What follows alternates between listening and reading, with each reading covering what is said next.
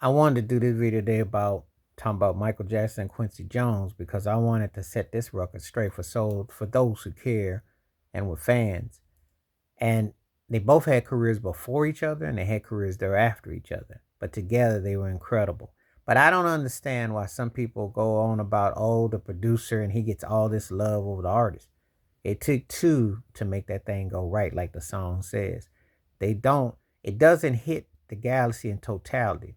Obviously, you got to have the right team and ears and someone to come along. But if you don't have the right talent, you ain't bursting like that. You ain't popping off like that. They both were always in battle, I think, with each other for different reasons. I think Michael Jackson wanted to be seen because he was a co producer and he was a songwriter and an arranger. And he knew himself in the studio. He may not have been the most detailed keyboardist or detailed, but he played drums and he played some keys. But he knew his way around something. He obviously was musical. And if you read or follow anybody's interviews and context, he figured out figures and what he put together. Him and Quincy butted heads, but he was made to compose material. Quincy was an arranger. He knew how to put the right instrumentalists to match the vocals and go and search for songs. He was like doing A&R. As a matter of fact, you say arrange A&R. In terms of production, it was a team effort, but he had the title. He had the understudies, including the late great Rod Temperton and Bruce Swedane on the engineering. But make no mistake about it, Michael Jackson and Quincy Jones were a team. Why it doesn't get the same acknowledgement as co-production or working together? Because I know it comes with titles, and sometimes titles can be misleading. Because I will tell you this, you're going to have hits with a Michael Jackson regardless who is there. Remember, he came out with the great Berry Gordy at Motown Records, and then he worked with Gamble and Huff, and the Quincy Jones worked with Teddy Riley, worked with R. Kelly, worked with Babyface, Jamie Lewis. I can go on. But, when you understand that it takes that to make the magic, it takes those two units. It's like Earth and Fire with Charles Stephanie. It's together.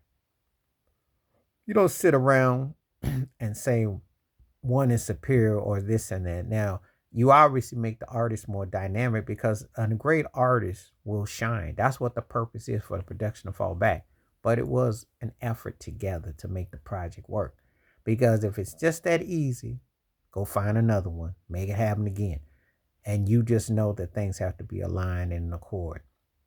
I think often than not, those three records that they did together, they actually did the Wiz, but they did Off the Wall, Thriller, and Bad. And of course, Thriller being the best-selling record ever, and Off the Wall being the usually like the certain era's fan favorite, and Bad being that studio album. They were able and then create so much, but it was together though. The thing is this: people like to downplay Michael Jackson's contribution as a co-producer. He had a say in a lot of things because he was performing. He had to make that work. Quincy Jones bringing his team in had to have the right balance. So all that stuff had to line up. So again, it's team effort. And that often gets lost when we talk about this. So think about it. They were so dynamic together that they set a standard for in other genres of entertainment. When I say other genres of entertainment, I'm talking about the great situation of Phil Jackson and Michael Jordan, or Pat Riley and Magic, or that era. Or when you talk about sports, Joe Montana, Bill Walsh, people use the threes or they use that. That is like a pattern that you notice, you know. Music, you can talk about successful unions. Jan Jackson with Jamie Lewis, you know, Tony Braxton with Babyface, because some people will say that. Bacharach, Hal David, and Dionne Ward. There are successful teams that, and I can go over through different energies and different eras where that has come about. But when they make history together, it worked because it had to be the right balance, the right mix. And they had to be on the same accord. You had to really be aligned to understand what it meant. Because I remember 4 years ago with all those Grammys and all that success, there was a lot of hard work that went into it, to make it the best possible project, to making that thing work, and to hit it to a point where it went out the stratosphere, because that was the goal. That's when people wanted to make it, to make the context. So team efforts, but everybody should get their due.